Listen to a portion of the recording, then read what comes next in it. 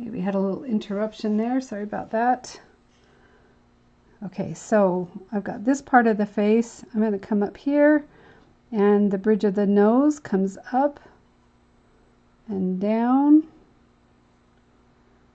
And notice that it's not the same on this side. It comes up and then down here.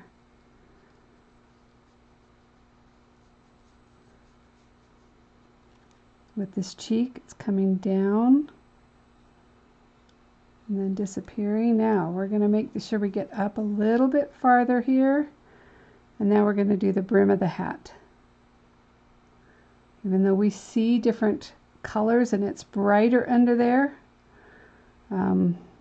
because we're just doing two right now, if you were doing other colors you might add some reds in there, pinks in there. That brim comes down about even with her lip.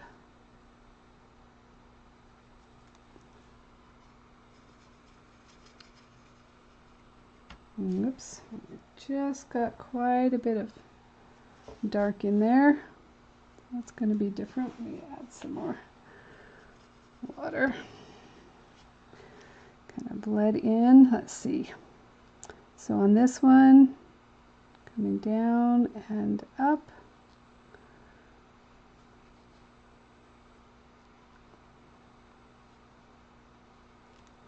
And then I want to make sure that they meet behind there. Notice that, see how I have different colors there even though I didn't mean to because of the pause and that it dried? Because I'm painting one shape at a time, it's still okay.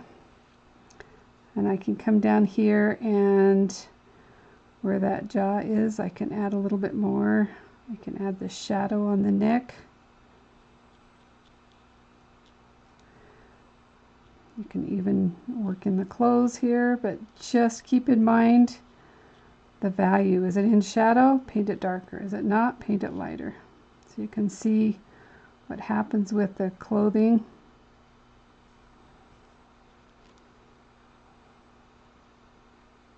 And the key here is to make sure that you're painting the shapes that you actually see, the little nuances.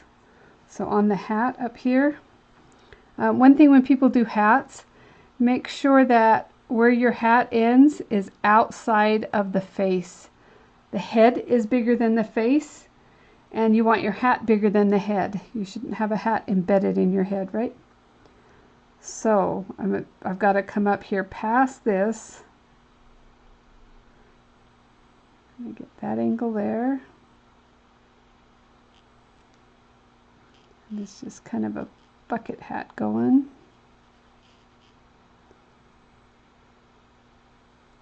Little details make a big difference.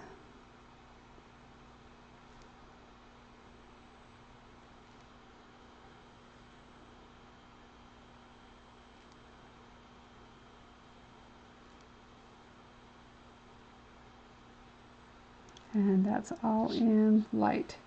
So that's a simple face. I'm sorry I missed that last bit on the first video, but now we've got it here. So this is a way to work this out. So you can look through your photos and do some of your own photos, or you can do what I've done here. But learn to do a few simple faces so you can add that into your tool belt and use that in your paintings when you want to have something in there.